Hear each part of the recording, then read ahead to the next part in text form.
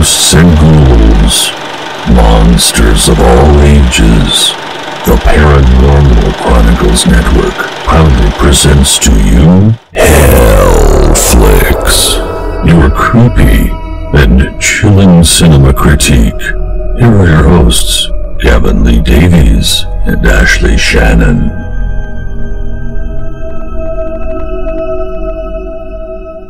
Good evening, creatures! Welcome to HELLFLIX, the movie podcast, your first in paranormal-related movies, right here on the Paranormal Chronicles Network. Now, I'm G L Davies, founder of the Paranormal Chronicles, and author of Ghost Sex, The Violation, and The Most Haunted House. I'm joined tonight by the wonderful, the beautiful, the charismatic, and enigmatic Ash Shannon of They Made Me Do It movie blog. How are you this evening, Ashley? Hello, Gavin. How are you? Very good, sir. You sound a little drunk. Well, it is evening here. I can confirm it's like the middle of the night right now. It's a full moon. I've been drinking moonshine.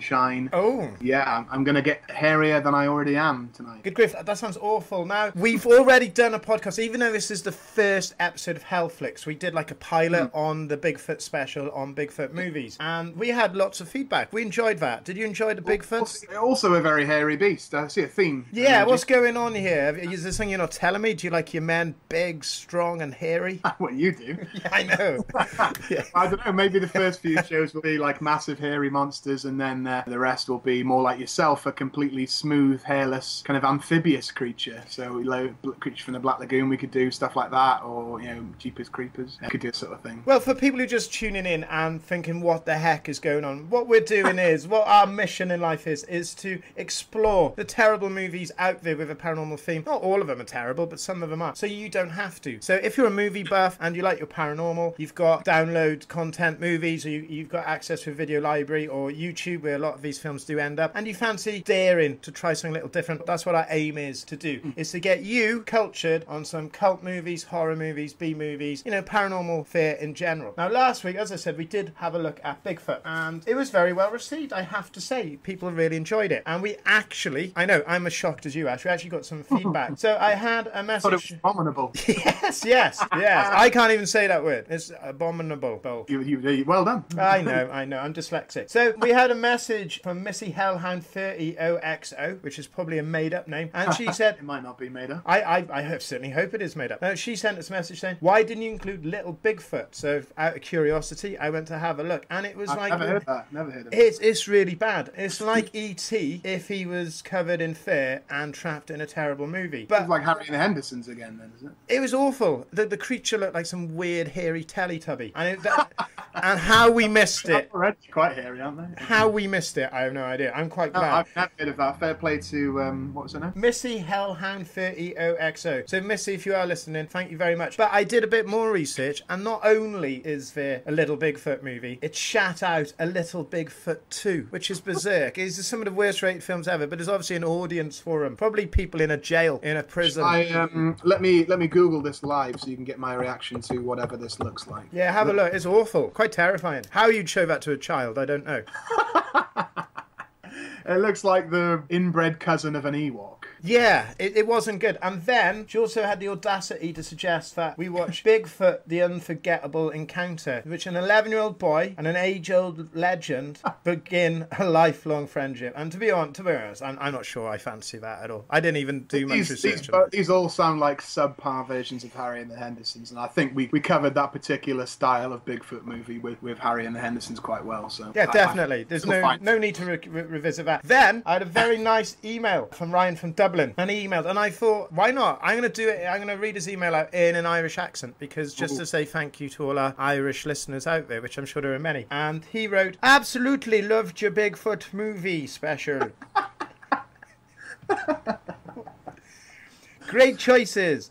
But surely you should have included Assault of the Sasquatch. Not only is it a terrible Bigfoot film, but a terrible shitty film in all. Can't wait for another show. Please do zombies. And that's from Ryan from Dublin. Thank you very, very much from Ryan. Now, if you are listening and you want to email us, contact us, leave something in the comments. If you're listening and you're grossly offended by Gavin's impersonation of you, then please write in. Yeah, and if you want, I'll even attempt, say if you're from New York, then maybe I would read your email in a New York accent. So just let me know what your accent is, and I will try and read that for you. Gavin will attempt the accent of any white person. this earth. No, any person on this earth, to be honest, Ash. Any person on this earth. First episode of HELLFLIX, a first official one. We're going to launch it big. We're going to look at werewolf movies, but we're going to look at modern werewolf movies first. We'll probably do a part 2 on the classic ones, because I think a lot of people know the classic ones, are familiar with them, and if you're not, then it's a really good subject to cover. So we're going to start in the 1970s and go to present day, and then in future we'll have a look at the classic ones, yeah, from earlier in time. Now, what I'd like to ask all our listeners is, please interact with us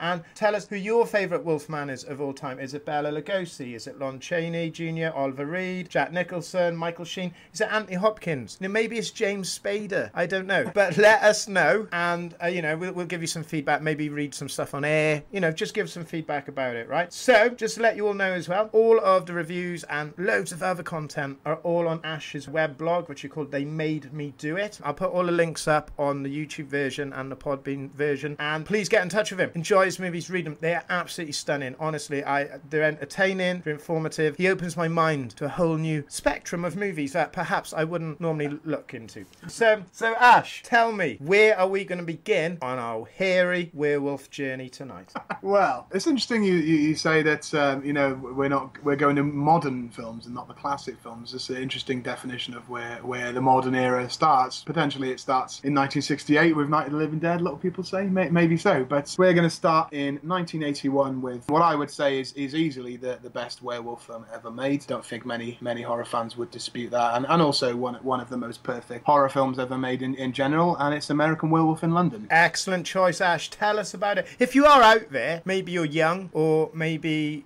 you've lived in an Amish community and only just escaped, and you haven't seen an American Werewolf in London, you need to watch it now. I don't know how. Pause this podcast, because I think the only people who would dispute that it's not the best werewolf film haven't seen it, so you need to do that right now, and then email us, tweet us, and let us know what you thought. Yeah, this was made in 1981. It was written and directed by John Landis. Yes. And interestingly, casting an eye over this filmography of John Landis, he's done a lot of films that I detest. A lot of comedies that I hate, like Blues Brothers, and lots of terrible Eddie Murphy vehicles and Steve Martin vehicles. So really, I can only say this is the only film he's done that I really like. I know a lot of people do like Eddie Murphy, and they're entitled to that incorrect opinion. Eddie Mercury. That's Freddie Mercury's brother. Eddie Murphy, I thought he was great in 48 Hours, Beverly Hills Cop. I just think in late years he just started making some terrible films. I believe probably Eddie Murphy fans would say the films he did with John Landis are his best, Coming to America and stuff like that. So if you like that sort of thing and the Blues Brothers thing, yeah, you will know John Landis, but only obviously in comedy. He didn't do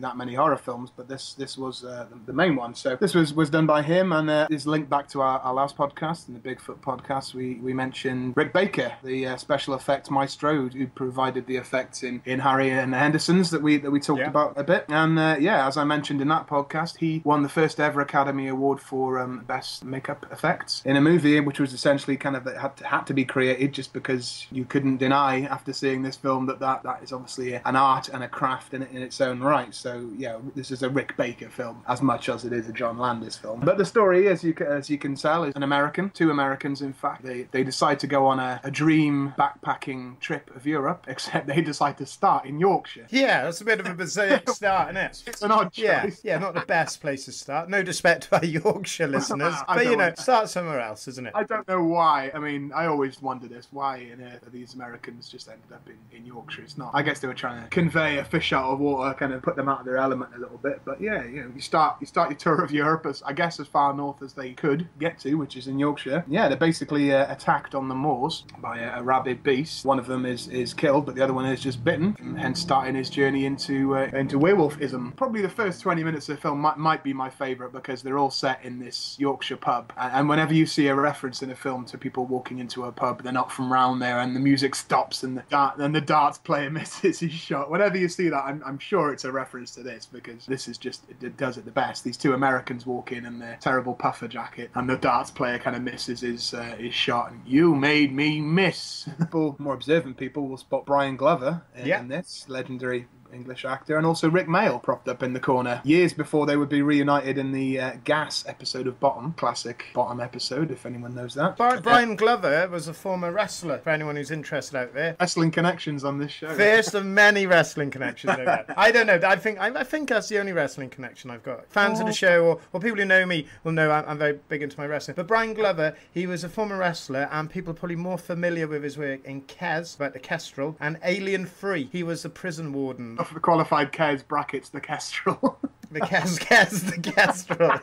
Ellie the elephant. Brian Glover, I mean, who else would you get in to play the kind of like... Grumpy Yorkshireman. And he was also the voice of the little cartoon people on the Tetley Tea adverts. Tetley Tea Man, which was not very terrifying, so that was a weird kind of... It is if you got tiny little men in white jackets wandering around your table in the morning. It's horrifying. Honestly, a mind of a 6-year-old can do terrible things. It's a flashback to your drinking. Oh, jeez. Yeah, and Rick Mayall is said from The Young Ones, Blackadder and Bottom. Yeah. He's dead, isn't he, sadly? He sadly is dead, yeah. But this, I think, probably would have been one of his first roles, certainly in a film. But he's in the corner of this pub, and he basically just repeats whatever Brian Glover says in a sycophantic way because he's terrified of him. And yeah, that kind of chemistry would be replicated in the famous Gas episode of Bottom, great British sitcom. So. And David Schofield as well, who went on to be a great British actor. He's in Gladiator, Pirates of the Caribbean. I think he's the guy that his dart shot, I think. But it makes me laugh so much. Like they ask, there's a pentagram on the wall, and they go, "What's that on the wall?" And everyone stops, and he misses his dart. "You made me miss." And it's just like great dialogue. Like they ask if there's any sandwiches, and the woman just says like, "There's nothing for you here," and stuff like that. It's just really like, it feels cliched now, you know, the sort of "you're not from round here" kind of characters, but I don't think it was cliched then, and it still makes me laugh a lot. So. Well, I've been in pubs in North Wales, which are like that. Seriously, no jokes. Like you go into a pub.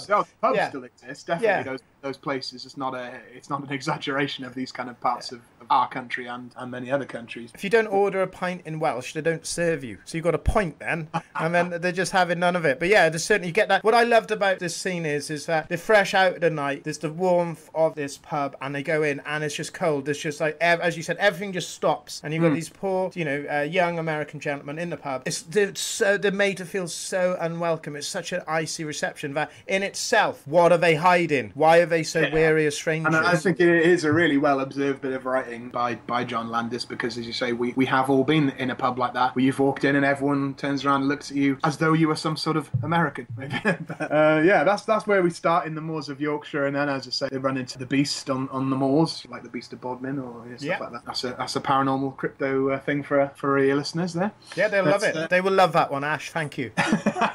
So, yeah, and then he obviously ends up in London, as the title suggests, being nursed back to health by the lovely Jenny Agutter. Oh. Heartthrob of the day. And she's beautiful. Even now, Jenny Agutter, if you're out there and you're happening to listen to this podcast, I don't care what state of frailty you're in, give me a call. Give me a call. I'll look after you, okay? You're beautiful. You will consider her offer, will you? Yeah, so like, if any of you out there know Jenny Agutter, right, please send a copy of this podcast, please. No, like seriously, I'll send you a free copy of my book if you do so. But you got to prove it. You got to prove it. That's the tempting offer. Yeah, I recently saw her in I rewatched Child's Play 2 or 3 maybe, and she was like the mum in that, and they tried to pop a horrible cardigan on her, tried to make her look middle-aged and frumpy, but they couldn't do it. Don't work. She's always beautiful to me, because she's a beautiful woman, yeah. After the famous shower scene in An American Werewolf in London, I could never watch The Railway Children again. Never could watch it. What year did this come out? 1981. I think I saw it when I was about 10, maybe 11. And to see her in the shower scene, It confused me at first. There's all these urges, I was gone from wanting to play my Spectrum 48K and read comic books. I had these urges which I couldn't understand. I had to go and see a priest about them. I've heard some names for it. Spectrum. I had to go and visit a priest to find out what was wrong with me. So carry on. You were going through your very own metamorphosis into hairy beast, as we all did. Yeah, she has a special place in many people's hearts, particularly if they were adolescents when they would have seen in this movie like yourself and like me. So yeah, she helps back to health. He gets released from the hospital. One of the best things of the movie is that his mate keeps popping up to say hello to him. And he's decomposing as well, isn't he? Horribly. In various states of decomposition. Yeah, his friend Jack popping up to say hello, and he thinks he's going mad, and he tells him that you've got the curse, the curse of the werewolf. And the next full moon you're going to change, and you're going to you're going to hurt people, you're going to kill people. So you really need to kill yourself before that happens. So he's kind of I guess like the guardian angel or whatever. He'll pop up, and it is funny because every time he pops up, he's a little bit more sort of green. And there's all these, and again, Rick Baker's amazing effects. There's these like little bits of skin flapping off the side of his neck, and it just looks amazing. And he's a real funny actor. He gives great delivery. Griffin Dune, wasn't it? Because he was in Scorsese's After Hours. Fantastic actor. Yeah. It's in him and David Norton. They plays the main character here. We're in a lot of other stuff that I'm not as familiar with. They're both really funny actors here. People will remember if they've seen it the bit where he's running through like the woods naked, and he's looking at like deers, animal sort of hunger in his eyes and stuff like that. And then he's just sitting in his house, and like there's a knock at the door, and like loads of werewolves sort of dressed as Nazis come in, and they start shooting up his family and like stabbing people, and you just think, what the hell? And this is supposed to represent his, the crazy dreams you might have if you were turning into a werewolf. So yeah, pretty trippy, pretty weird stuff. Yeah, so he keeps getting told he's going to change. You need to take yourself out. You need to do something. He does not listen to that advice, and then we are led to one of the most iconic scenes in all of cinema, in all of horror cinema, and that's the transformation scene. Incredible scene. To the werewolf. Yeah, it's what the film is best known for, and rightly so. And when I was a young boy, and my irresponsible mother was showing me all sorts of horror films and stuff, probably prior to the age of 10, she said, you've got to watch this because of this, this transformation scene, and it still looks amazing now. I won't go into it in detail because you just have to see it. It is incredible. It can't even really be explained, and I'm not even sure how it was done. Still, it is probably the best. It probably is. Out of everything before and since, it is the best transformation footage you'll ever see. It is absolutely superbly done. It's just, I remember watching it very young, and like you set up with the Jenny Agutter shower scene, and then as you said, the Nazi murder scene, and it's just, they lull you in, they shock you, they pull you back, they shock you, and then there's the humour, like meeting his mate as a zombie in the porno theatre, and then the transformation, and it is incredibly stunning. Just watch the movie for that. Yeah, you have to watch it. Even if you don't really maybe want to watch the whole movie, just watch that scene, because I think if you watch that scene, you feel compelled to watch the rest of it anyway. And the shower scene. And the shower scene if you're in a slightly different mood. But, another thing that kind of draws you in as well is like several different renditions of the song Blue Moon. Yeah. And it's something I never noticed, probably on the first 3 or 4 views maybe when I was younger. I never noticed that. But then once you realise it, you can't not notice it. There are like, it's done in like a jazz style, in like the classic style, like several different genres and reworkings of that one song Blue Moon that is played in the background of this transformation scene, just as a little contrast to something so gruesome and revolting happening, and it's just like a little blue moon. I still don't know how they did this. You couldn't do this better with CGI. You couldn't. No. I don't know how you could improve upon this at all. It is just incredible, and like you say, it's worth the price of admission. So after that, he goes to the killing spree, obviously, and that's quite well done as well. There's quite a famous scene as well where he stalks a kind of English businessman in the tube or the subway. Yeah. And apparently that one scene was the whole inspiration for the film Creep that came out about 10 years ago, which is all set in the London Underground, because just the point of view filming of someone being stalked through the underground subway is really it's really iconic. It's a really good idea. Yeah, there are many other scenes like that, and they will always be followed up by something funny though. That's the great thing. Like one of my favorite bits as well is where he wakes up at the zoo naked after a hell of a night out, and we've all been there, waking up with wild animals and nothing but a balloon to hide your shame. He asks a young boy, whilst being naked, he asks a young boy if he can borrow a balloon. Couldn't do that now. Couldn't do that now. You'd be sent to prison for that. You would. You'd end up in you'd go on Operation New Tree. I'm not sure if we can even talk about it without being sent to prison. Let's just remove that. but to this day, I still get freaked out on the London Underground, because it was so well done. Because when he was chasing that businessman, typical British man with his umbrella and bowler hat, whatnot, he's chasing him, getting the late tube home, and he's chasing through the underground. It was very clever because they did it all as a point of view, and it wasn't until the gentleman's at the top of the escalator that you just see creeping in at the bottom, and from the shadows, you see this wolf-like creature, and then it's back to the point of view. Back on the monster, and that's that's the mark of every great monster movie. They hold back. They show it you in the distance. They show it you in glimpses. The whole beast is not revealed, until the end. But yeah, like you say, that sort of stiff upper lip English guy being stalked, and he's trying to be a bit hard about it, and he's saying stuff like, "Oh, I don't find this amusing in the slightest. I can assure you," and stuff like that. Trying to be a stiff upper lip gent. But that won't work on a wolf. It won't work. Not an American werewolf, anyway. No, definitely, you wouldn't understand. They're quite brash and cocky compared to our werewolves. Most definitely. Yeah, the zoo scene as well. As I say, he takes a balloon from a small child. The child's mum comes back and says, "Well, where's your balloon?" And he said, "A naked American man took my balloon."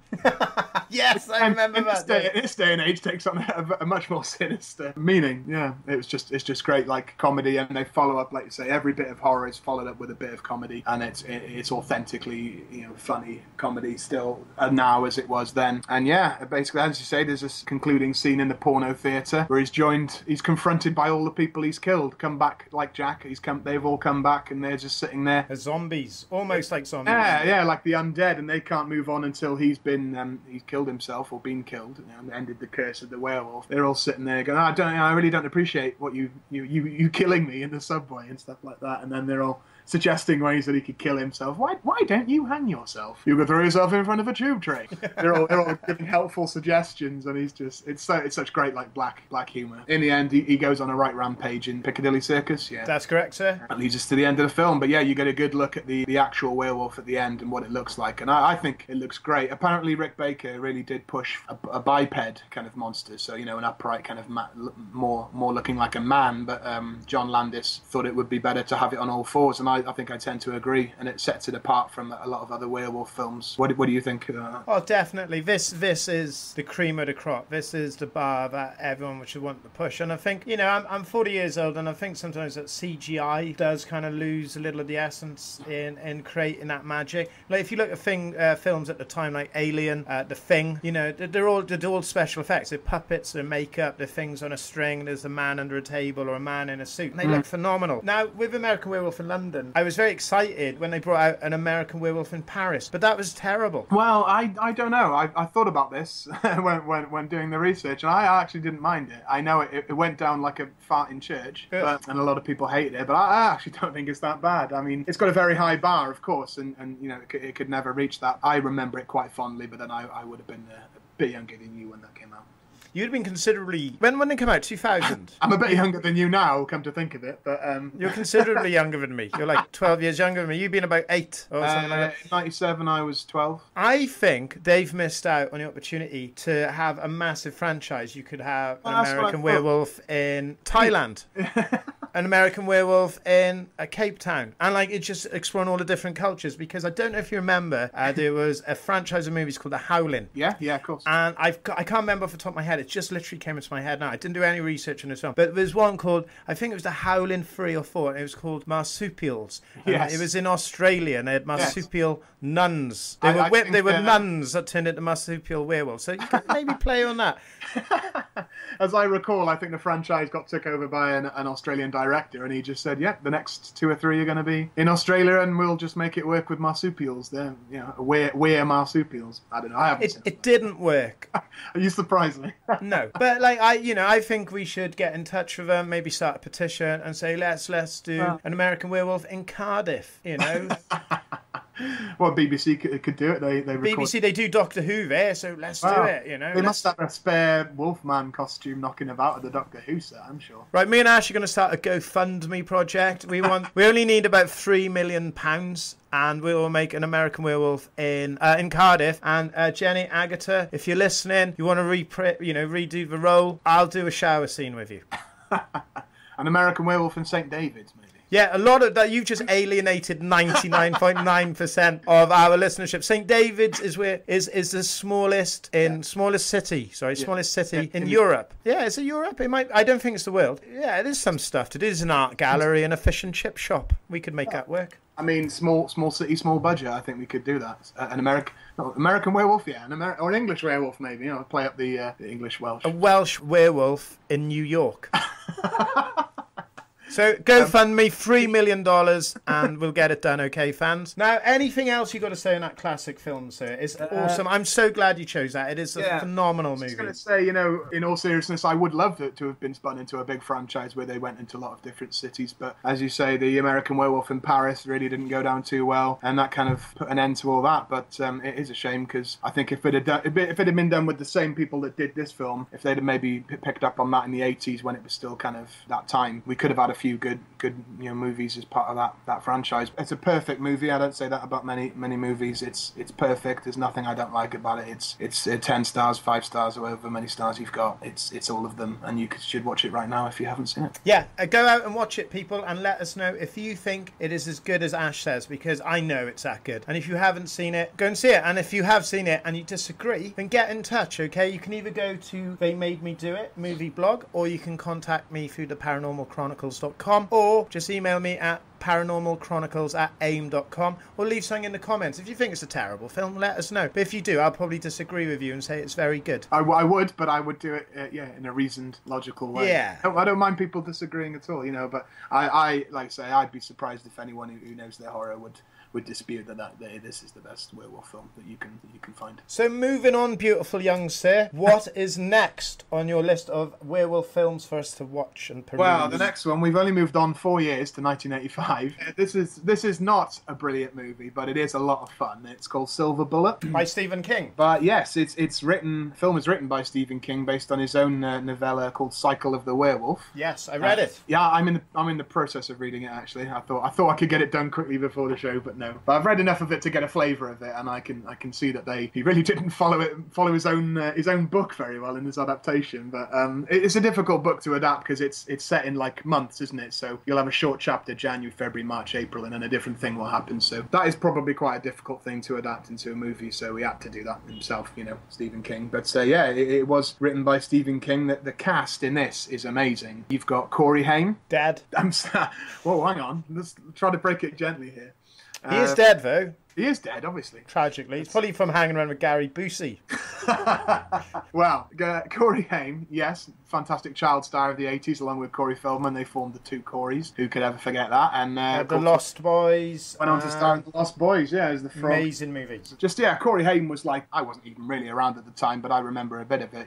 He was like a teen heartthrob household name. Like, he was a massive deal, wasn't he, in the 80s? He was huge. And I think there's a lot of kids called Corey now because of him, because all the teenage crushes that were on. Yeah, I've always liked the name Corey, maybe because of him as well. But the two Coreys will always be a massive part of the 80s and of horror films, but this is Corey Haim in one of his first big roles. You've also got Terry O'Quinn as the sheriff in this. Now, people might know him from Lost as John. From Lost, John Locke. Also in like The Stepfather and quite a lot of few good horror movies, and I'm obsessed with Lost, so I have to point that out. You also get Everett McGill, who people will know best from Twin Peaks. Yes, and Big Dune. Ed. Big Ed and Dune, a lot of David Lynch stuff, but also from a fantastic film called The People Under the Stairs. Yes, that was a berserk movie. And again, if people haven't seen that, stop what you're doing right now and watch it, because if you like Wes Craven and you like Nightmare on Elm Street and his more popular movies, People Under the Stairs is every bit as good as that, sometimes even better. And it's got Everett McGill and his co-star from Twin Peaks. They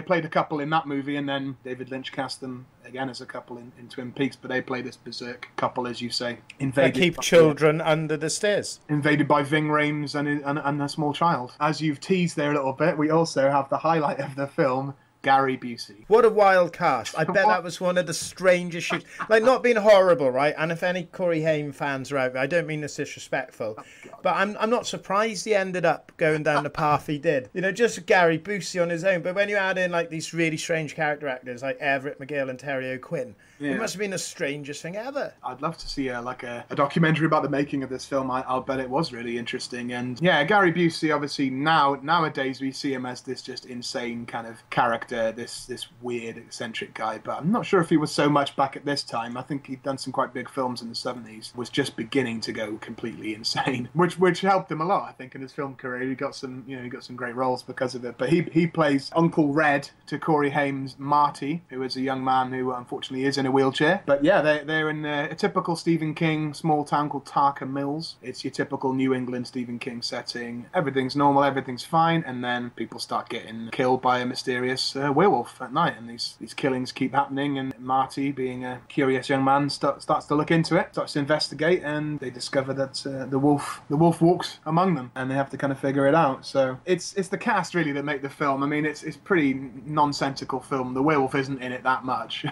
the various sort of strands of the story really don't intercede at all, and maybe that's because of the way the book is, but you've got Marty and his uncle, that's one thing. You've got Terry O'Quinn, the sheriff, and all the people calling for vigilante justice, that's another thing. And then you've got Everett McGill as the kind of weirdo vicar, and that's another thing again. And the three kind of strands don't really match up too much. But it's really good fun, and mostly because of the interactions between Gary Busey and Corey Haim, and the kind of dialogue. The dialogue that comes out of Gary Busey, I mean, to give you a few highlights. Yes, please. I feel like a virgin on prom night. Holy jumped up bald-headed Jesus Palomino. What the hell that means. And my personal favourite, I'm sure no one could ever forget this. He says to Marty, "Sometimes I think your common sense got paralysed along with your legs." That's a horrible thing to say, isn't it? You could not say that in this day and age. You could not put that in a film now. For anyone, terrible thing to say. And this is his uncle that he admires greatly, and it's just a kind of off-the-cuff comment, and it's so weird. But yeah, Marty is this little sort of misunderstood kid in a wheelchair, and everyone kind of feels sorry for him, and he takes it upon himself to investigate what's going on in this town and why there's a werewolf. Interestingly, or confusingly, the title Silver Bullet, obviously not the title of the book, it doesn't relate to a werewolf at all, really. I mean, they do end up using a silver bullet against the werewolf, but the reason why the film is called Silver Bullet is because that's the name of his souped-up, motorised wheelchair. It's called the Silver Bullet, and it starts off as a kind of a fairly normal motorised wheelchair, but with kind of handlebars, and then halfway through the film, good old Uncle Red, along with giving him, like, illegal fireworks at another point, he says, come to the garage, look what I've got. And he's turned the Silver Bullet into this kind of souped up boy racer trike, and it's really just a high-powered motorbike that you sit in, like a wheelchair. My favourite scene of the film is when he gives it to him and he says, "Well, don't drive too fast," and then the next scene is just set to this hilarious music of Corey Haim ripping up and down the country lanes on this That's what you're going to do, though, isn't it? It is. It's like saying, "Oh, don't drive too fast." That's the most insane. Of course you're going to drive fast. The poor guy is confined to a wheelchair, right? He wants to experience the thrill and adrenaline of life. You could say that's an extremely irresponsible thing to do. You could say it's no, not at all.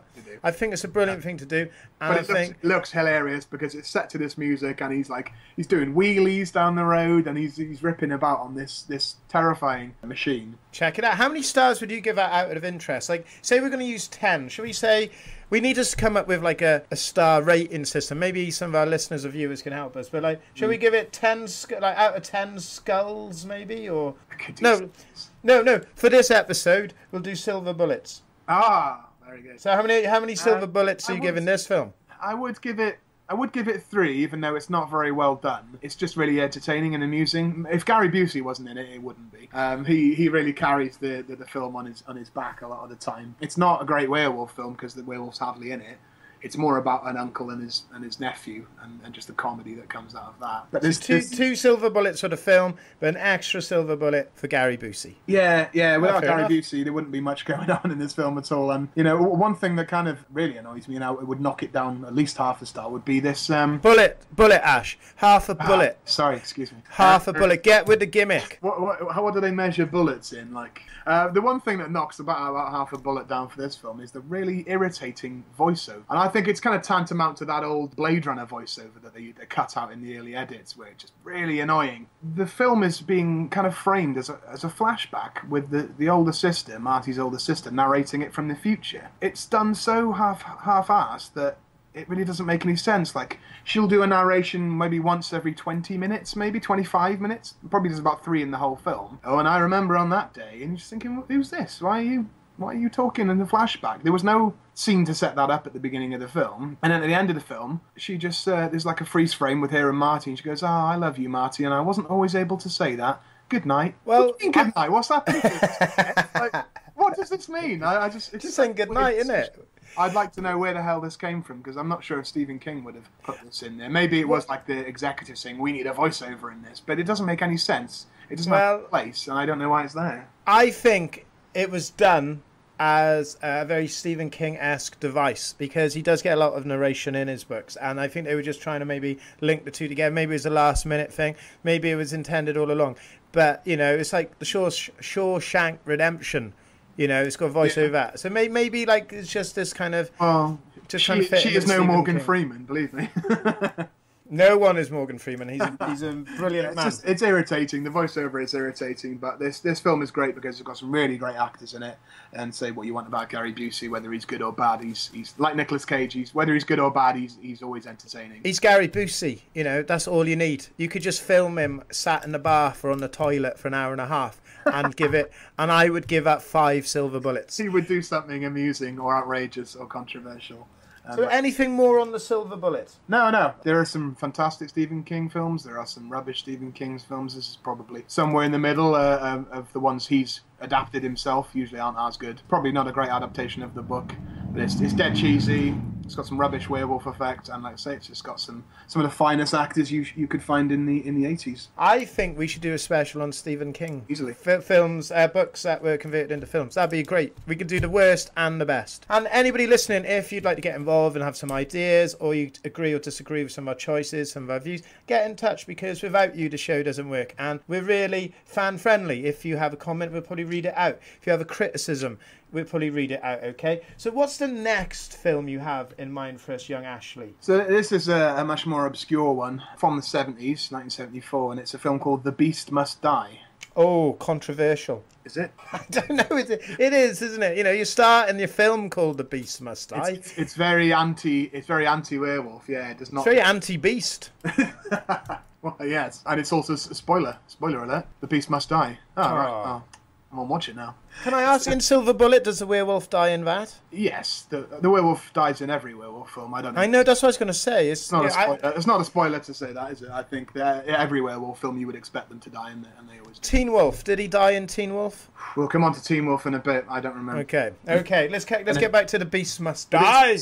It's from the mid-70s. It's one of the Amicus films from the mid-70s. Now, Amicus was sort of the younger brother of Hammer films, which I'm a huge fan of. And they would often have people from Hammer films in the Amicus films, like Peter Cushing and Christopher Lee and all the legendary actors that I really love. And Amicus would often do like anthology kind of horror. So they did like Tales from the Crypt, Vault of Horror, all little tales sort of woven together. And like I say, would almost always have Peter Cushing in it. And this film is no different. It does have Peter Cushing in it as this kind of European scientist called Dr. Lundgren. No relation to Dolph. No, Dolph's not in this, sorry. Then maybe they could do a sequel where Dolph Lundgren is in it as a doctor. Because as you might know, he has got a PhD in like chemical science or something like that. Is that true? Oh yeah, he's got like a massively complicated scientific degree. So the things you learn on a movie podcast. I am enlightened. I will sleep tonight. Yeah, look it up. But it's got Peter Cushing. It's got another guy called Charles Gray. He was also in a lot of Hammer horror films, and he was also Blofeld in one of the Bond films. One of the Blofelds. He was Blofeld in the film where Blofeld had been forced to get reconstructive surgery, so no one would know who he was anymore. You know, he abandoned the bald look, and he became this kind of handsome sort of English rake. You know, so he played Blofeld in that one, and he's a great actor. It's just great, like posho, sinister posho. And the film stars in it this guy called, and this is a great actor name, brace yourself, Calvin Lockhart. Wow. You couldn't make that up. I mean, the character name is nowhere near as good as that. Character name is like Tom or something. But Calvin Lockhart is a great name, but he's the main star of the film, and he was a big blaxploitation star of the 70s. So this was a time when, you know, you would get black actors starring in the films where you might not have had previously. But what era is it set? Is it like modern times or Victorian times? It is. No, it is set in 1974. It's not a period piece. Oh, okay. Amicus didn't really do period stuff in the way that Hammer did, so no, it is set in 1974, and that's very clear as soon as you get into the film. It's very dated, but the film, quite interestingly, the film opens up with the main character here, Tom, this black guy, being chased through the woods by like a white guy in a helicopter, and you're thinking, oh my god, what is this? What's he done? What's happening there? Oh, is he a convict or something? You know, you're thinking they're really playing up all these kind of racial stereotypes, but no. Yeah. In a shocking twist of events, he's not an escaped convict or anything like that. He is actually a billionaire playboy who lives in a mansion, and he is employed all these white guys to chase him through the woods with helicopters in order to test his security system. That's my kind of playboy. That turns your racial stereotypes right on the ear. Yeah, this guy's like... That's good. I like it. I think... Yeah, no, and a lot of exploitation films did do that, and I love him for that. And he is a big game hunter. He's a playboy. He's a billionaire, as I say. He owns this mansion in the woods that's protected by all these state-of-the-art CCTV. I think CCTV must have been quite new at this time because he says it quite a lot. CCTV on my trees and stuff like that. I think it was a new thing at the time. By the way, if you want to know how this guy talks, this like really posh, like billionaire black guy, think of Johnson from Peep Show. You're pretty close on the money, you know. I've invited you all to my mansion this evening because one of you is a werewolf. And you can watch the events unfold on my CCTV. Yeah, man, I'd watch that. CCTV and my microphones that I've set into the ground to detect any noises out in my woods. But he does invite this group of people, including Peter Cushing and Charles Gray, a bunch of other people. He invites them there, and he says that straight away. He says, I've invited you all here because I know one of you is a werewolf, and I'm going to find out who it is. And the film opens up telling you that this is a film where you are the detective. It's a whodunit where you are the detective, and at some point there will be a werewolf break. Which is an excellent opportunity for us to take a break. So a few quick messages, lovely people. We shall return after these important messages on how to support us, and we will get back to Ash talking about his werewolf break. You are listening to the Paranormal Chronicles Network. Please remember to subscribe so you never miss an episode. Visit theparanormalchronicles.com for paranormal news, reports, pictures, audio, and video content. Find us on Facebook at The Paranormal Chronicles. Together, we explore the unknown. Do you believe in ghosts? A Most Haunted House is the true best-selling paranormal account that has chilled the world. Available on Kindle, on Audible, and in paperbook. Dare you read? Dare you step inside a most haunted house?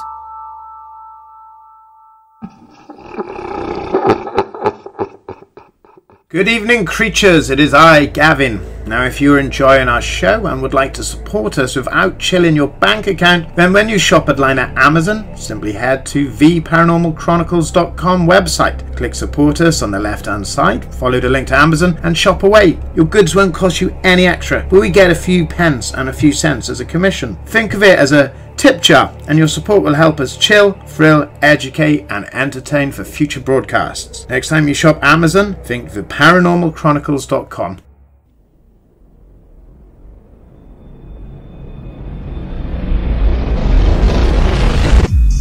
The Paranormal Chronicles.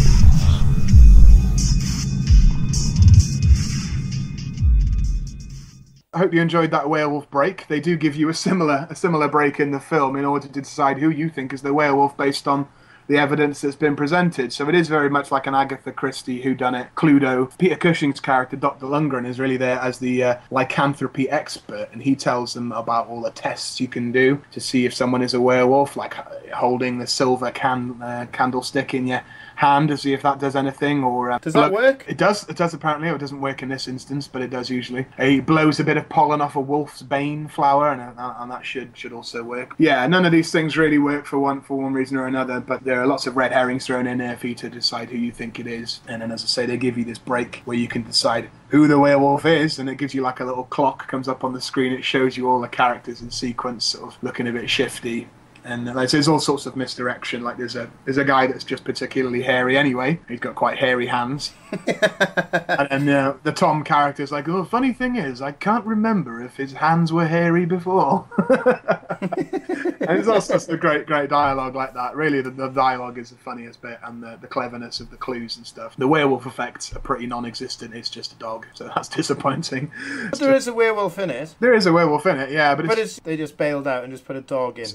It's just like an Alsatian, yeah. So that's a bit disappointing. Blew all their budget on Peter Cushing and the CCTV. I don't know if Peter Cushing cost that much at that time. Maybe. Yeah. There's just lots of great like it's lots of like posh people having lots of banter posh bants with each other and just being horrible people to each other. And you're sort of thinking, oh, I hate all these people. They're all posh and rich, and I wouldn't care if they all died. You know, one of them is a werewolf, and that's what you need to sort of decide. There's a really good bit where Charles Gray's character, who's like meant to be this diplomat, he's talking to the artist. There's this guy called Paul Foote. Paul Foote is an artist. He's the guy with the hairy hand. He's got like long hair and a beard. He's like a BG in a tuxedo, and you think, oh, he's a bit hairy. Oh, is that a clue? He's talking to him, and the artist says to him, well, you know what they say. And Charles Gray, just like, I think he's drunk or something, he's just drunk and posh. He turns around and says, I don't know who they are or what they say. Are there any women in this film? There are, yeah. Could they be the Beast? They could be. Anyone could be. Yeah, there is, like, the wife of Tom, the billionaire. She's in there. And also there's the wife of another guy who's a pianist. Yeah. What? This is a family show. If you're going to call it anything, call it a sausage. The pianist must die. Yeah, they're all just, like, say, posh people with a certain profession, certain twist that could possibly make them a werewolf, and they're just trapped in this mansion with this, like, millionaire who kind of goes a bit mad towards the end. Like, they want to leave, and it turns out he's like driven all of their cars into a lake in the night, and they can't. So this guy's just going mad. The millionaire guy also puts on like a Shaft-style catsuit halfway through the film as well. So they start playing up the blaxploitation stuff and dead fun. And yeah, it's just a slightly different twist on the werewolf angle. There's not that much werewolf in it. They do go into the science of lycanthropy quite a lot with Peter Cushing's character, which I really like. It's not something they do in every werewolf film, is it? They usually just rely on silver bullets and the like. But he goes into the more traditional definitions of a werewolf. There's also like a Polish character who Tom says, oh, you must know about this sort of stuff, from where you're from in the world. So again, Poland, that well-known centre of a werewolf. Or like racial stereotypes, which I don't even think is correct. And then the Polish guy is like, well, yes, we do all believe in werewolves. So it's a traditional belief. I was like, I've never heard of this. But yeah, apparently, at least in medieval times, maybe the Polish were quite into their werewolves as well. But lots of people had wolves everywhere. So, you can't just pin it on the Polish. It's like the vampire mythology and how that's based in folklore. It all comes from like various bits of Europe, doesn't it? This is an interesting twist. If you like kind of detective-y stuff and like I say, Agatha Christie kind of whodunits, and you like figuring stuff out, then it is good from that respect. I'm not sure if the payoff is quite there, especially when they just get jumped by an Alsatian there, so it's very disappointing. But yeah, it's if you love Peter Cushing like I love Peter Cushing, you'll watch him do anything. As you say, like Gary Busey, watch him on the toilet maybe. Amicus did a lot of great horror films in the 70s, not quite as good as Hammer, but definitely if you've worked your way through a lot of the big Hammer stuff, then get on to Amicus films, because they did a lot of interesting anthologies. Well, maybe one day we'll do a Hammer House of Horror, our picks from that particular collection of movies, because I love it. I love it. I grew up on that. Do you know what I mean? Yeah, me too. To me at the time it was amazing. Really, you look back now, you look back now, and it doesn't look very good, but some of them actually do look really good. Some of them are like a bit slow and a bit dated, but like there's still a lot of really good ones there. And like I say, we grew up on them, and we didn't grow up in the 50s. I can reveal to the audience. We're not I nearly did. So it was. I was born in 1975, so I wasn't that far off. Yeah, and 85 for me. So my mother loved Hammer horror, and she did grow up on it in the 60s and 70s, and that kind of passed down to me. And they're always there, and that's always the legacy we'll have in this country for horror. As good as a lot of the classics do come from America, like we'll always have those films. And I would put stuff like Hammer Horror's version of Dracula with Christopher Lee way above Bela Lugosi's Dracula, way above. Oh, very interesting. And if any of you agree or disagree with that, get in touch. Ash, before we move on to what you nearly missed out on, what films nearly made your list, how many silver bullets are you going to give this film? I would have to give it 2. 2? Yeah. So it's not as good as Silver Bullet? No, it's not. It's not as fun as Silver Bullet. It's good, it's interesting, but I can see a lot of people being turned off by how 70s it is, and also it does drag in parts as well. So I think this is really for when you've got through everything else and you want a slightly different spin on the werewolf, I think. So as we come towards the end of the show, let's rattle through a few of the films that nearly made your list.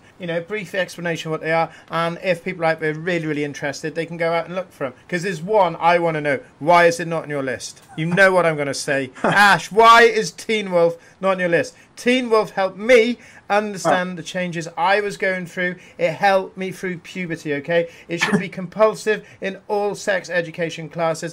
Everyone who's a teenager out there, if you're listening and you're confused about your body changes, go and watch Teen Wolf. It will help you, okay? Even if you're old and you're like, I'm not really sure what happened when I was a teenager, watch Teen Wolf. It will explain everything. It's really good. I don't think I can add to that, really. I think you have explained Teen Wolf. I'm not a big fan. I haven't seen it for a long time, I'll confess, but I was never a big fan of Teen Wolf. I think there's actually, I mean, what you say there is true. It's clever in the way that it uses the werewolf myth as a metaphor for adolescence, you know, through puberty and stuff like that, which is clever. But there's another film which I think does that much better, which came out a number of years afterwards, called Ginger... Teen Wolf 2.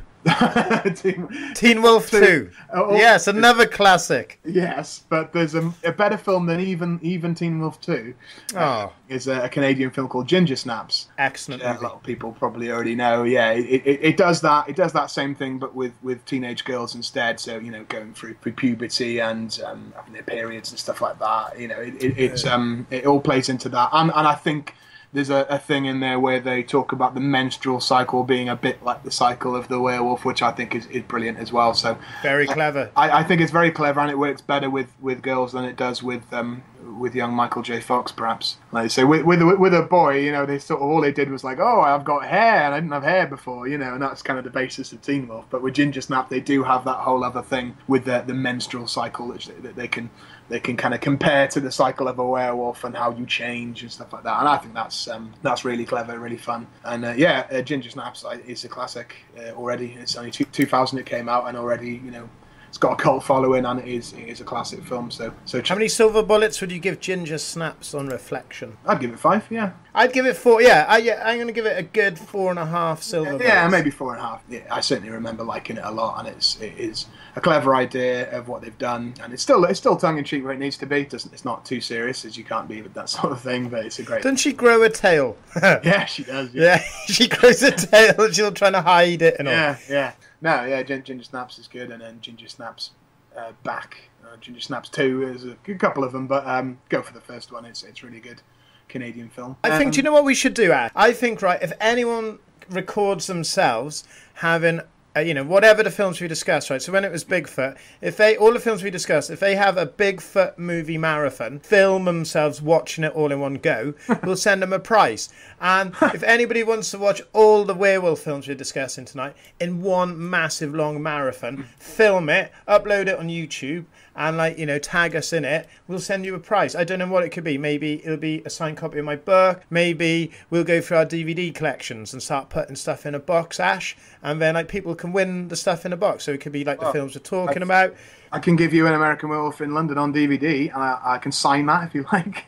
and I've got a load of bad Bigfoot films sat here, ready to go in the bin. So instead, I'll put them in a brown box for you. And don't chuck them in the bin. To be honest, I think that's a really hard competition for people to win. So maybe we'll think of something else. Do it, but... Whoever sends us a competition idea, the best competition idea wins the stuff in the box. Okay, just send us a message telling us why you should win these prizes, and if it's interesting, you know, do that sort of thing. You know. Okay, that's a competition. The question is, why do you want this? Why do you want our box? And if no one enters, if nobody, apart from... We'll just say that they do. Yeah, we'll just make it up. No, you know, I was hoping Ryan from Dublin would, but he probably won't after I butchered his accent at the beginning of the show. I think he's still on board. What else have you got? Well, what else have we got here?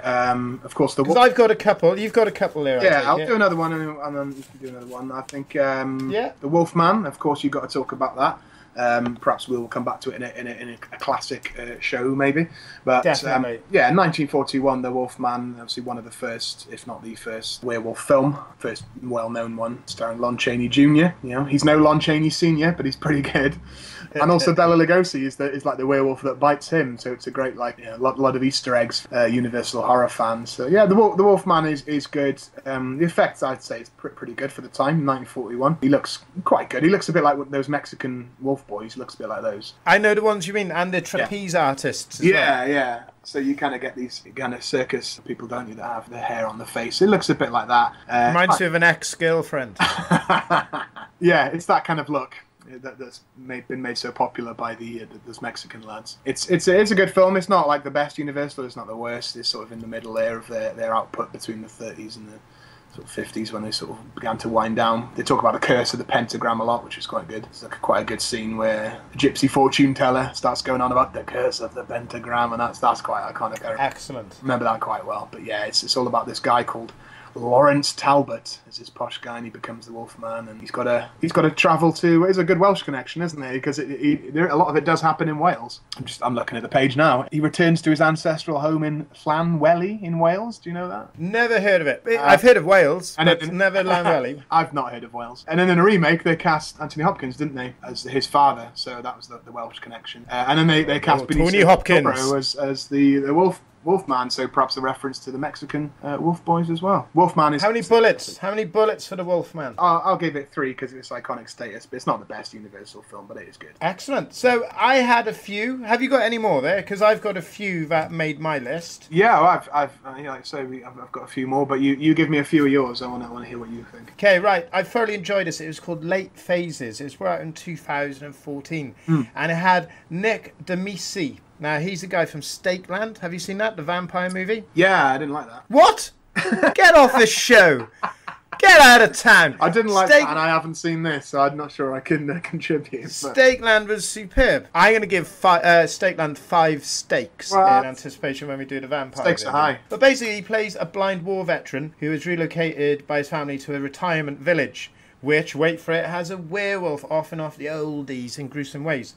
Now, the character then, he uses his military experience to hunt down and kill the beast, and he actually uses his blindness to an advantage. Oh. So it's great. The werewolf effects aren't very good. They were quite man-in-a-suit-ish, but the build-up, the way the characters interact with each other, he is the alien. He is the outsider in this community, very much like American Werewolf in London when they walked into the bar. He's the outsider. He's got his dog. He's got his gun. All the old ladies are fussing around him. He doesn't like it. He hasn't got the best relationship with his son. And he kind of basically is a bit like Victor Meldrew in One Foot in the Grave. He literally he's had enough. He's blind. He's been put in a house and is a werewolf. That Americans won't get. They'll never get. If you're an American, watch One Foot in the Grave. Was it? I don't bloody believe it.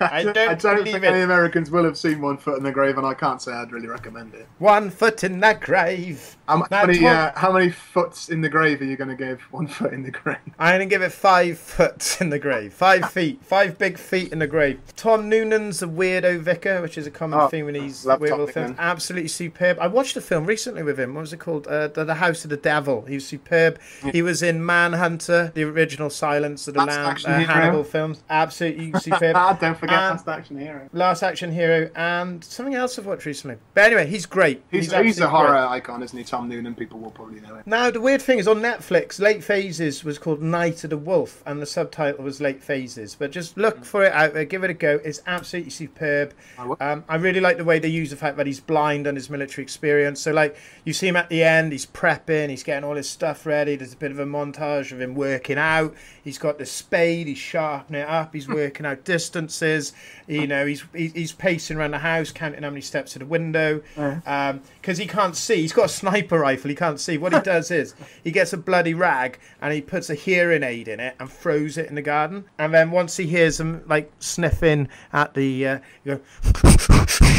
at the rag, he shoots his head off. And what happens is the werewolf, it is one of the people in the community, because it knows it's going to have a hell of a fight on its hand, makes more of the old people into werewolves as well. So suddenly he's fighting like 5 or 6. Last Phases, or Night of the Wolf Last Phases, if you're British on Netflix, I'm giving it a really, really good 3.5 silver bullets, because it's absolutely superb. It was one of those surprise films. I went in with low expectations, came out rather excited. Now, my next film, British film brought out in 2002 by Neil Marshall, who directed The Descent and episodes of Game of Thrones and Hannibal, and it's a routine military exercise turned into a nightmare in the Scottish Highlands. It's very alien-esque. You've got soldiers out on the moors in the woods. What's the film called, Gavin? Dog Soldiers. Did I not tell people? I didn't say that. Nah. People got to guess. That's the way I roll. You got to guess what I'm saying. You got to guess what I have written down. That's the competition. Guess what Gavin's going to say. It's alien-esque. You know, you've got all these different characters. Some get on, some don't. They got werewolves attacking them, hunting them down one by one. They get to a cottage where they barricade it. They have a siege. It's got Sean Pertwee in it, who was in Event Horizon, Love, Honor and Obey, and he's Alfred in Gotham. I love Sean Pertwee. Really weird fact is I sat in his dad's lap. His dad was John Pertwee, who was Doctor Who and Wurzel Gummidge, which is, again, a really weird reference for you Americans. He was basically a scarecrow who could take his head off and put different heads on, like a clever head. It's a horror film, though, not a horror. Yeah, it was like a kid's show. Good. And then some of the other soldiers were Kevin McKidd, Trainspotting, and probably most of you recognise as the voice of Soap in the Call of Duty games, and Liam Cunningham, who is in Game of Thrones, so Davos. He's been in Doctor Who and Clash of Titans, and it's just great. It's just action. It's fastly cut, fastly paced. It's got great dialogue. Great lines such as, "My guts are hanging out, Coop," and he says, "Then put them back in." And he goes, "They're not going to fucking fit." And he goes, "Of course they will. Of course they will, mate." You know, stuff like that. And as the soldier's eaten by a werewolf, he screams, "I hope I give you the shits." You know, that's the way you want to die, isn't it? Some cannibals are eating, "I hope I give you some IBS or something." Well, yeah, So, I'm glad that you brought up Dog Soldiers because I've never liked it. What? You know, it's controversial, and I do get flack for it, but I've just never liked it. I think it's quite naff, you know, a bit silly. The effects on the werewolves, I think, are terrible. Yeah, I don't. It doesn't really do anything for me, I'm afraid. well, you've got to think it was one of Neil Marshall's first attempts I love at Bill directing. Marshall. Yeah. But he would have had a very limited budget, so it's what you don't see. You see him like running behind trees and behind bushes, and because it's cut so quickly, the camera's sweeping around. Like, the one thing I didn't like about it was they were really trying to get the word bone over to get it into the lexicon as like a cool thing to say. Bone, B-O-N-E. They were like, "Oh, that's really..." Yeah, they trying to say like everything was bone, like, "Oh, it's really bone, that girl was a bonny bone." It was really weird. I didn't like that bit, but apart from that, it's like, maybe make a drinking game of it. Every time somebody says bone, you drink a bottle of sherry. And so I'm going to give Dog Soldiers, I'm going to give that 3 bullets. You should also check out by Neil Marshall as well. You mentioned The Descent, but also a film called Doomsday. Yes. Was that in Scotland? It was sort of between Scotland and England. It was like a post-apocalyptic where Hadrian's Wall has been built into like a proper Mad Max place. Proper Mad Max kind of wall. But yeah, it's like Mad Max, but in Britain, between Scotland and England, and that's a great film as well. And The Descent, I can't watch The Descent because any film where people have to crawl through tiny little spaces when you got like monsters after him or like cave in. I think there was one. What's the one? It was at the Tombs. It was set in Paris. There was As Above, So Below. And there was another one as well. And anything where people are crawling through things, I don't like that. Scary. Yeah, I'd rather be on something really tall than be like under a mountain. Just let people know that. Anyone working on your biography or your Wikipedia page, just note that down. Yeah, please do. Write to us if you feel the same. Tweet us. Yes. If Jenny Agata's out there and you feel the same, please feel to get in touch with me. I think you've said her name enough times that she probably will be in touch. I can't say her name. I can't say her name enough. She's a beautiful lady. It'll be a sad day when she passes. I might end it as well. I might just see if I can be the first one to latch onto her in heaven. I don't think she's that old. You're really not doing well with her. She's going to hate this. No. So I watched another movie this week. I was expand my horizons, and I found a movie on Amazon Movies, which is a British thing, Prime, called Where, W-E-R, and it's made in 2013. Okay. And what a movie! It was absolutely superb. It was a joy. It was such a surprise. Basically, the starting scene, it's just berserk. The starting scene is a family camping in France, an American family camping in France. Some of it's found footage, and then some of it's just filmed like just like a normal film. It's really cleverly done. You see their horrific demise through their camera, and it'll play on your mind hours after the film ends. It really is that shocking how the beginning. It's so masterfully set up. Then there's a scene in a morgue, and again there's a cheeky scare in it, but it's also really disturbing. There's an excellent gun cam sequence filmed as the SWAT team hunt down the creature that is responsible for this. So and then it's just this fantastic ending. Again, there's little elements of Alien, there's little bits of Hannibal. It's all these great stuff. And basically, this guy is arrested and accused of being a murderer. But for him to commit the murder, he'd have to have extreme power, you know, jaw pressure, long teeth, etc., etc. A legal team is sent to aid him, and he escapes. And it turns out, guess what? He's a werewolf, and he's fucking tearing everything up. And it is excellent. It's well crafted. It's well scripted. It's got great pace, the great effects. How this didn't get more mainstream coverage, I have no idea. It is one of those little gems that have just squeezed through. If people have seen it, guarantee that they love it. They'll go, yeah, it's a great film. If you haven't, go and watch it. It's got Simon Quarterman, who's now in Westworld, in it. I have given it 6 silver bullets out of 5. You can't do that. I'll do what I want. I was going to say it's my show, but it's our show, so maybe I need to discuss with you if I'm allowed to do 5. But do 6. But I've never heard of it before. You've just brought it up. Yeah, WR. Where I imagine it's and check it out on your recommendation probably this evening. Yeah. Do it. It's on Amazon Prime Movies. It's Where 2013. It is superb, as they say in New York.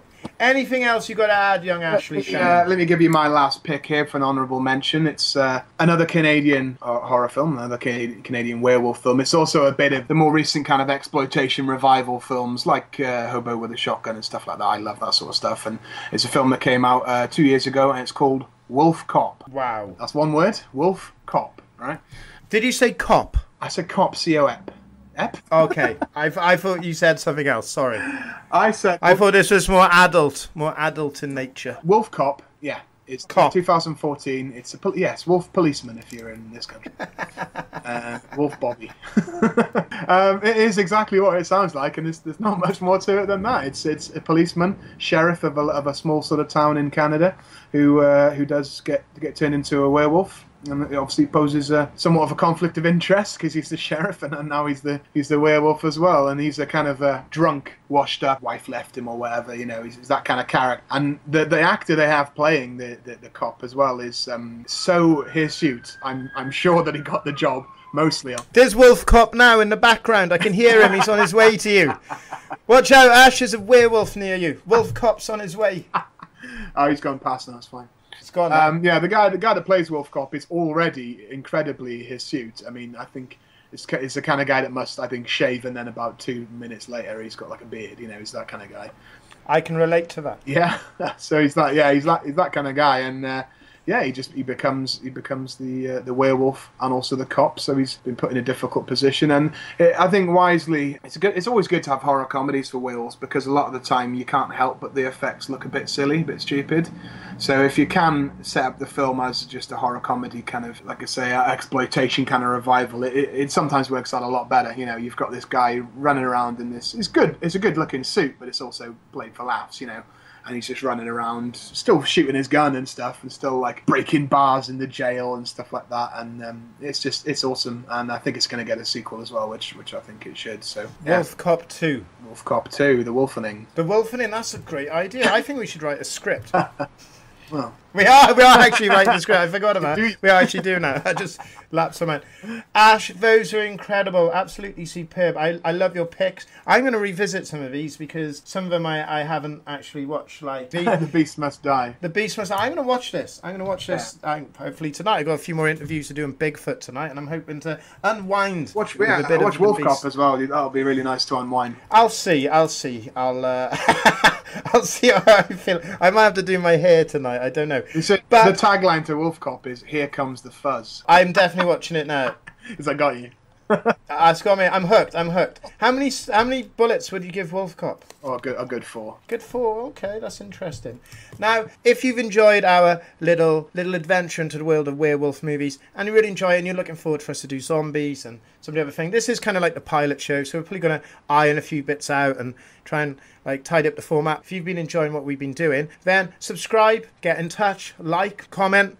Give us your ideas. If you've missed some films that you really feel passionately about, if you disagree with what we said, maybe you just don't like us, let us know. Give us a thumbs up, give us a subscribe, and leave a comment. Get in touch with us. We might be able to send you some cool stuff. But Ash, how do we get in touch with you? So yeah, you can find my blog, They Made Me Do It, movie review blog. Find me on Facebook. Follow me on Twitter at Ash Made Me Do It, and I always post links to reviews and stuff on Twitter and Facebook and everything like that. And I think I'll probably get a little review of Silver Bullet up there in time for this show being released. So if you want to know more about Marty and Uncle Red and their shenanigans there, I'll do a review of that so I can cover that in a bit more detail. No, absolutely excellent. Now, anybody who thinks that we only do movie reviews, check out the Paranormal Chronicles Network. We've just completed a Bigfoot special. Give out a look. It's been really well received. A lot more serious from this. Like, it's nice to let our hair down and just enjoy some good paranormal based movies. Now, there's lots of other serious stuff coming out there. Join me and my co-host Dave Dominguez for our Bigfoot special, and subscribe. There's loads more shows. There's going to be shows about ghost pictures, Bigfoot videos. We've got people going to speak to us about aliens, and of course Ash and me are going to do loads of different paranormal based genres. We're going to do zombies, we're going to do vampires, we're going to do hauntings, we're going to do everything you can think of to do with the paranormal. Some really obscure, some of them more well known. So please keep in touch. Ash, would you like to see us out the show? What final words have you got for us? I would say a word of advice for people out there is do not let your 10-year-old drive an incredibly powerful motorbike up and down the country lanes unless he is disabled, in which case that's fine. I think you're discriminating against able-bodied people now. So on that bombshell, yeah, it's been great fun again. We will do another one soon. We've got lots of different genres to do, as you say, and yeah, thanks for having me on again. HELLFLIX, the new name of the show, and we're gonna do a lot more. And Gavin, I will see you in hell. You will see me in hell. That's a horrible thing to say, though. Guys, visit They Made Me Do It movie blog. Keep subscribing and visit theparanormalchronicles.com for further information. Good night, everyone. We'll see you soon.